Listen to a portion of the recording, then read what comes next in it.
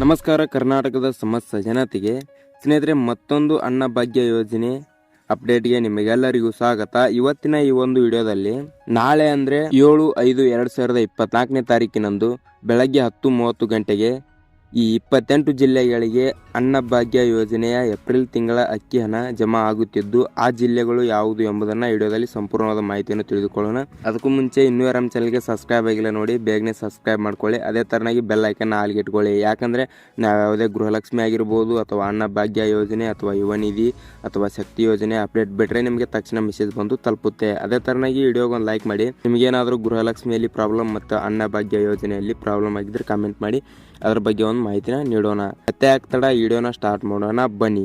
ಹೌದು ಸ್ನೇಹಿತರೆ, ನಾಳೆ ಏಪ್ರಿಲ್ ತಿಂಗಳ ಅಕ್ಕಿ ಹಣವನ್ನು 28 ಜಿಲ್ಲೆಗಳಿಗೆ ಬಿಡುಗಡೆ ಮಾಡುತ್ತಿದ್ದಾರೆ.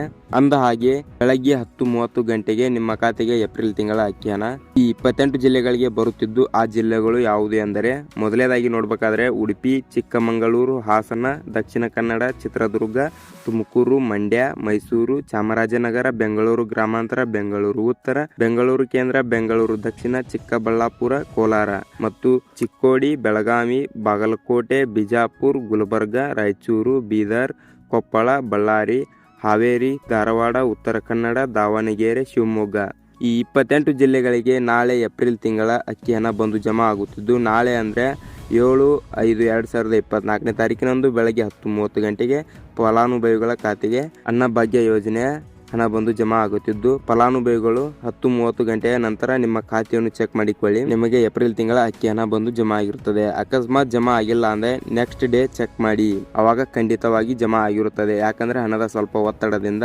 ಸ್ವಲ್ಪ ಜನರಿಗೆ ಜಮಾ ಆಗುತ್ತಾ ಬರುತ್ತದೆ. ಅದೇ ತರನಾಗಿ ಗೃಹಲಕ್ಷ್ಮಿ, ಯುವ ನಿಧಿ, ಶಕ್ತಿ ಯೋಜನೆ, ಗೃಹ ಜ್ಯೋತಿ, ಅನ್ನಭಾಗ್ಯ ಯೋಜನೆ ಅಥವಾ ಇನ್ನಿತರ ಯೋಜನೆಗಳಿಗಾಗಿ ನಮ್ಮ ಕರ್ನಾಟಕ ಸಿಂಧು ಚಾನಲ್ನ ಸಬ್ಸ್ಕ್ರೈಬ್ ಮಾಡ್ಕೊಳ್ಳೋದ್ರ ಜೊತೆಗೆ ಬೆಲ್ ಐಕನ್ ಆಲ್ಗೆ ಇಟ್ಕೊಳ್ಳಿ. ಯಾಕಂದ್ರೆ ನಾವು ಯಾವುದೇ ಅಪ್ಡೇಟ್ನ ಬಿಟ್ಟರೆ ನಿಮಗೆ ಮೆಸೇಜ್ ಬಂದು ತಲುಪುತ್ತೆ. ಅದೇ ತರನಾಗಿ ವಿಡಿಯೋಗೆ ಒಂದು ಲೈಕ್ ಮಾಡಿ. ನಿಮಗೇನಾದರೂ ಪ್ರಾಬ್ಲಮ್ಸ್ ಆಗಿದ್ರೆ ಕಾಮೆಂಟ್ ಮಾಡಿ, ಅದ್ರ ಬಗ್ಗೆ ಒಂದು ವಿಡಿಯೋ ಮಾಡೋಣ. ಮತ್ತು ಈ ವಿಡಿಯೋನ ಇಲ್ಲಿ ತನಕ ನೋಡಿದ್ದಕ್ಕೆ ಎಲ್ಲರಿಗೂ ಧನ್ಯವಾದಗಳು.